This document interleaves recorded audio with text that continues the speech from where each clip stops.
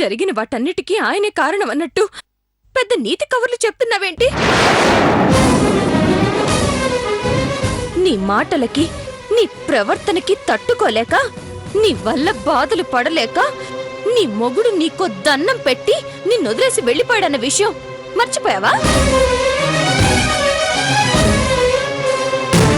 అసలు ఈ ఇంట్లో సమస్యలు గొడవలు మొదలైందే నీ వల్ల.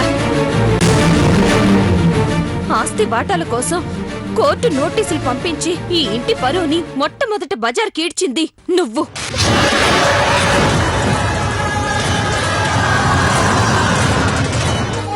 చేసిందంతా చేసి నువ్వేదో నీతి మంత్రాల్లాగా మిగతా వాళ్ళంతా చెడ్డవాళ్లు, హంతకులన్నట్టు తెగ బిల్డపిస్తున్నా.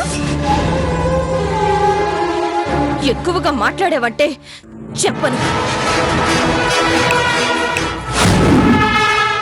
చేసి చూపిస్తాను. జాగ్రత్త.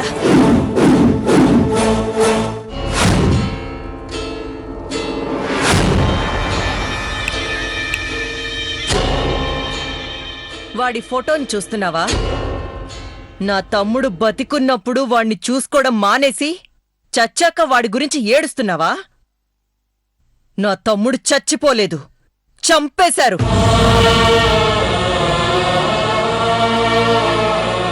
నా తమ్ముణ్ణి చంపింది మీ నాన్న, నువ్వు, మీరందరూ కలిసి చంపేశారు. నా తమ్ముడి ఆత్మ ప్రేతాత్మగా మారి క్షోభ పడకుండా ఉండాలంటే వాడి ఫోటో దగ్గర కనీసం ఓ దీపం వెలిగించాలని కూడా తెలీదా నీకు?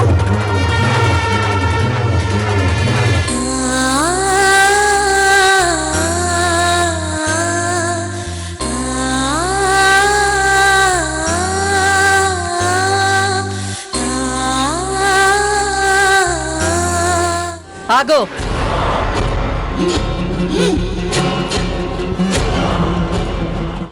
విధవని చేసిన తరువాత విధవలా దీపం పెట్టాలి. ఇలా ఇప్పుడు పెట్టకూడదే.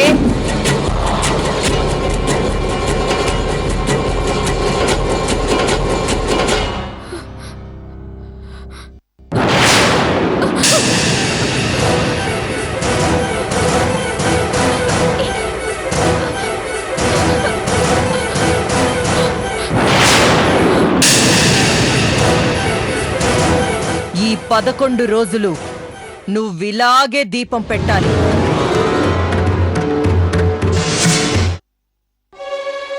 నా తమ్ముడి తీరని కోరికేంటో తెలుసా నీకు? మీ నాన్న పతనం కావడం. మీ నాన్న జీవితాంతం బాధపడుతూ ఉండాలి.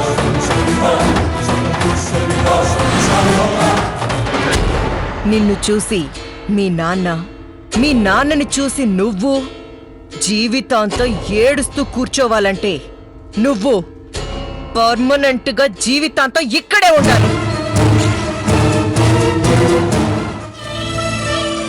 తను ఎలాంటి పరిస్థితులు అక్కడికి వెళ్ళిందో మీకు తెలుసు కదా.